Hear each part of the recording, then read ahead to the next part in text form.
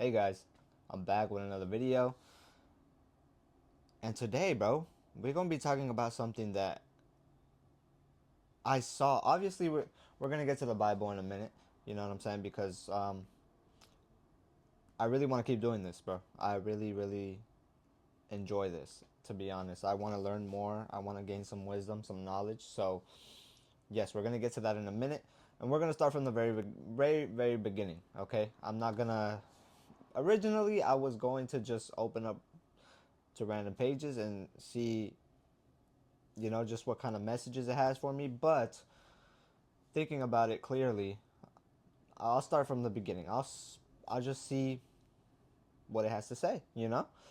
Um, but yeah, I really wanted to touch on something before I get to the Bible that Stuart Cliff said, and it actually really made me think. It was actually, I didn't really think of it like that. And what he said was he was basically debating a student at a university, I believe.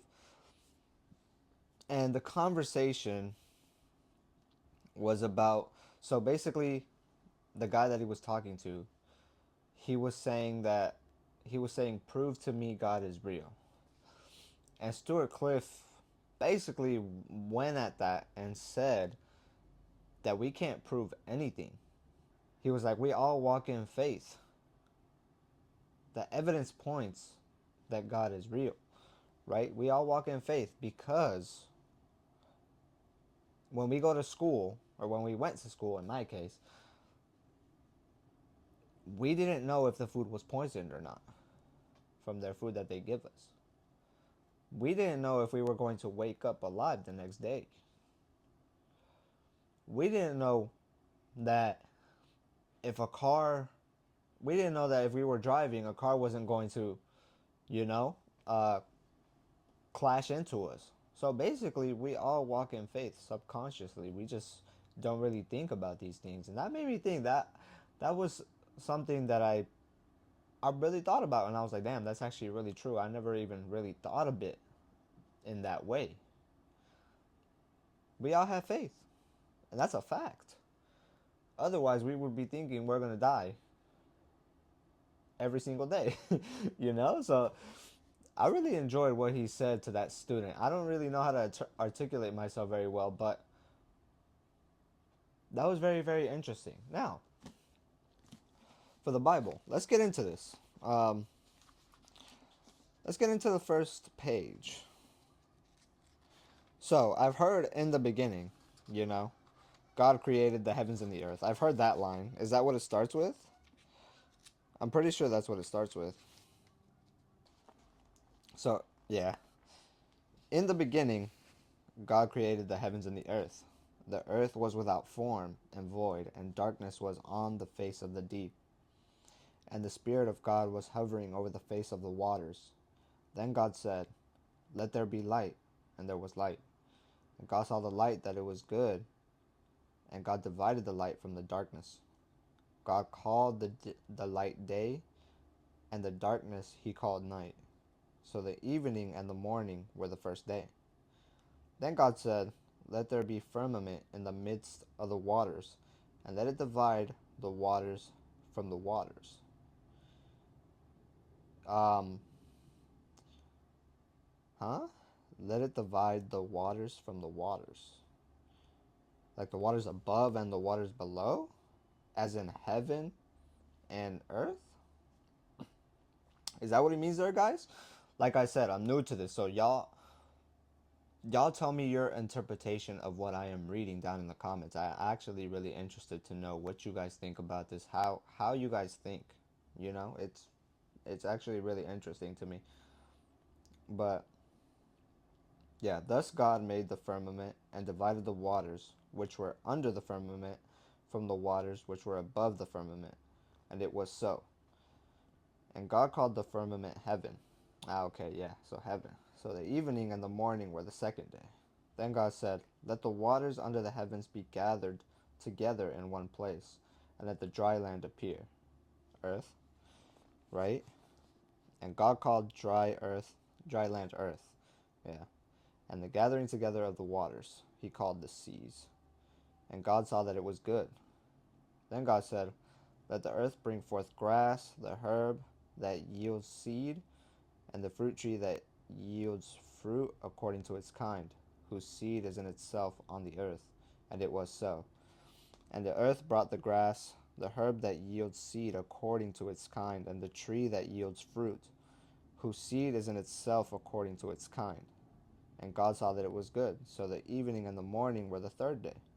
Then God said, let there be lights in the firmament of the heavens to divide the day from the night, and let them be for signs and seasons, and for days and years. And let them be for lights in the firmament of the heavens to give light on the earth. And it was so.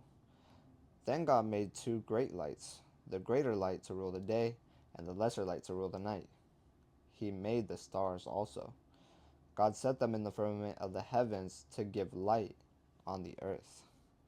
So basically, this is talking about how he created everything, the night and day, the earth, the trees, the seeds that grow, the fruit trees and everything. Interesting. Your face, I shall be a fugitive and a vagabond on the earth, and it will happen that anyone who finds me will kill me. Huh. I shall be fugitive and a vagabond on the earth, and it will happen that anyone who finds me will kill me. Whoa. That's interesting. Y'all tell me down in the comments what that means right there. Anyone who finds me will kill me. Basically saying he can't be seen. And the Lord said to him, therefore, whoever kills Cain, vengeance shall be taken on him sevenfold. Damn. That is crazy. And the Lord set a mark on Cain, lest anyone find him should kill him. Whoa. The family of Cain. Then Cain went out from the presence of the Lord and dwelt in the land of Nod, on the east of Eden. And Cain knew his wife, and she conceived and bore Enoch. And he built a city, and called the name of the city after the name of his son, Enoch. The Enoch was born Irad, and Irad begot. I am not going to be able to pronounce this correctly, so I am sorry. Mehujael. Mehujael. And Mehujael begot Methushael. I am not trying to. Yo, what? Y'all let me know the correct pronunciation for that. I'm not gonna lie. Then Lamech took for himself two wives. The name of one was Adah, and the name of the second was Silah. And Adah bore Jabal. He was the father of those who dwell in tents and have livestock. His brother's name was Jubal. He was the father of all those who play the harp and flute. And as for Silah, she also bore Tubal Cain, an instructor of every craftsman in bronze and iron, and the sister of Tubal Cain was Naamah. Then Lamech said to his wives, Adah and Zillah, hear my voice. Wives of Lamech, listen to my speech. For I have killed a man for wounding me, even a young man for hurting me. Okay. If Cain shall be avenged sevenfold, then Lamech 77-fold. Wow. Y'all let me know y'all interpretation of that right there. It's hard for me to think on the fly, if I'm being honest. But yeah. A new son. And Adam knew his wife again, and she bore a son, and named him Seth. For God has appointed another seed for me instead of Abel, whom Cain killed. And as for the Seth, to him also a son was born, and he named him Enosh. Then man began to call on the name of the Lord. The family of Adam. This is the book of the genealogy of Adam. In the day that God created man, he made him in the likeness of God. He created them male and female, and blessed them and called them mankind in the day they were created. And Adam lived 130 years and begot a son in his own likeness, after his image, and named him Seth. After he begot Seth, the days of Adam were 800 years, and he had sons and daughters. So all the days that Adam lived were 930 years, and he died. Seth lived 105 years and begot Enosh. After he begot Enosh, Seth lived 807 years and had sons and daughters. Wow. Okay. Interesting.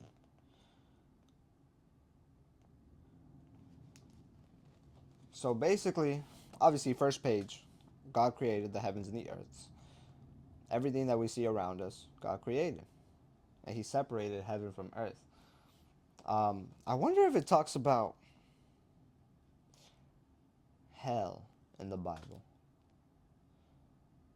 Because obviously we all talk about heaven and hell. So I wonder if it talks about hell in the Bible. Well, y'all let me know that in the comments. I'm pretty sure it does, right?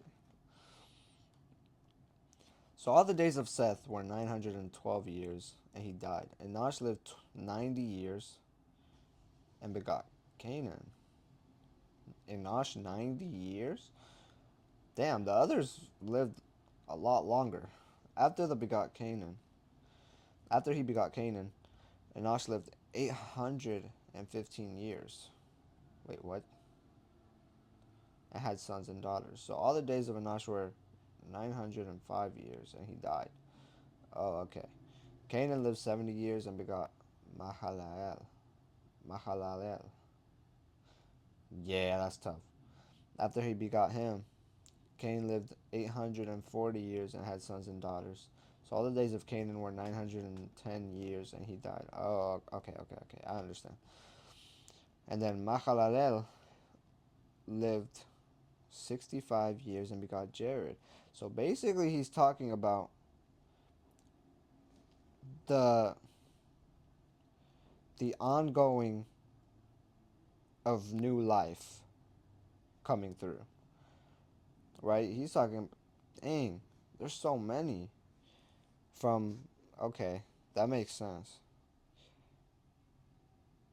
Yeah. So basically, he's just continuing on, naming all the people that were born from the people previously. So, hey, that's that's okay. The wickedness and judgment of man. Oh, okay, this is going to be interesting. Now it came to pass, when man began to multiply on the face of the earth, and daughters were born to them, that the sons of God saw the daughters of men, that they were beautiful, and they took wives for themselves of all whom they chose. And the Lord said, My spirit shall not strive with man forever, for he is indeed flesh, yet his days shall be 120 years. Huh. Yet his days shall be 120 years. So basically, we were all meant to live 120 years. Yes or no? That's crazy because we're not making it even close to that at this point. Maybe people who aren't in America, because y'all already know this food be, yeah, we're not even gonna speak about that. But um, damn, 120. Okay. There were giants on the earth in those days, and also afterward, when the sons of God came into have established between me and all flesh that is on earth. Wait, was that the right page? No, that was not the.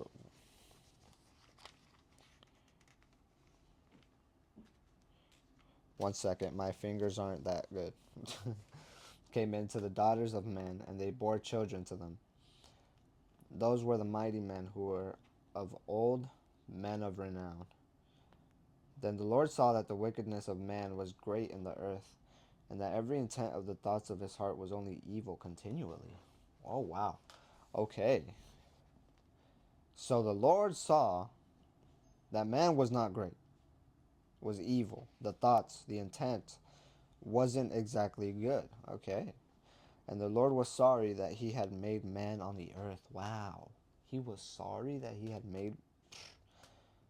What? And he was grieved in his heart. That makes sense because why would Why would you want your creation to be bad and have evil thoughts and be evil? That's deep. So the Lord said, I will destroy man whom I have created from the face of the earth, both man and beast, creeping thing and birds of the air, for I am sorry that I have made them. Wow. Wow, he actually said sorry for. Whew. But Noah found grace in the eyes of the Lord. Noah pleases God. This is the genealogy of Noah. Noah was a just man, perfect in his generations. Noah walked with God, and Noah begot 3 sons, Shem, Ham, and Japheth. The earth also was corrupt before God, and the earth was filled with violence. So God looked upon the earth, and indeed it was corrupt, for all flesh had corrupted their way on the earth. The ark prepared. Wow. So God basically looked down on us and said, we are wicked. We are evil. We're corrupt. We were supposed to be good, but instead we're sinners. You know, we're bad. But we were made to be sinners, weren't we? And God said to Noah, the end of all flesh has come before me, for the earth is filled with violence through them. And behold, I will destroy them with the earth. Whew, I will destroy them with the earth? Whoa. Make yourself an ark of gopher wood. Make rooms in the ark, and cover it inside and outside with pitch. And this is how you shall make it.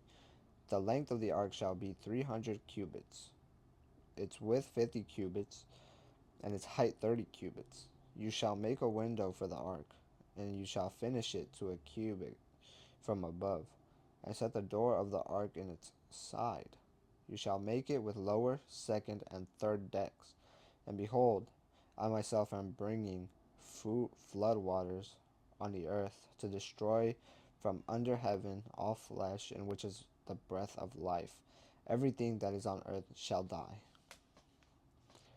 Okay, but I will establish my covenant with you, and you shall go into the ark, you, your sons, your wife, and your sons' wives with you. And of every living thing of all flesh you shall bring 2 of every sort into the ark, to keep them alive with you. They shall be male and female, of the birds and their kind, of animals after their kind, and of every creeping thing of the earth after its kind. 2 of every kind will come to you to keep them alive. And you shall take for yourself of all the food that is eaten, and you shall gather it to yourself, and it shall be food for you and for them. Thus Noah did, according to all that God commanded him, so he did. Okay, so basically Noah is God's right hand man. Right? He walked with him, he was there, he helped him. But man, I'm gonna stop there, because otherwise this video is going to be very, very long.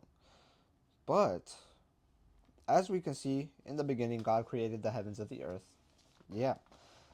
He created the trees that we see around us, the stars, night, day, just everything. And it explains how people came and went and came and went, newer generations coming, you know? It's interesting. And what's interesting even more is how God saw that we were becoming very corrupt on earth when it wasn't supposed to be that way. We were supposed to be good.